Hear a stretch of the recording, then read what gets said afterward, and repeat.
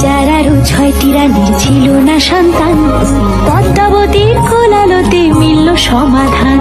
বছর যেতে জন্ম নিল 7 ছেলে 1 মেয়ে, হয় খুশির আকাশ হঠাৎ কালো মেঘে গেল ছেয়ে। হিংসেতে যায় জ্বলে পুড়ে বাকি 6টি রানী, যুক্তি করে ঘটায় ওরা 7 কুমারের হানি। সুযোগ মতো 7 ছেলেকে মাটিতে দেয় পুঁতে, বাঁচে একা পারুল ওরা পায় না তাকে ছুতে। ধাইমা বাজায় সেই মেয়েকে বড় করে তোলে, 7 ভাইকে পায় যে পারুল 7টে চাপা ফুলে।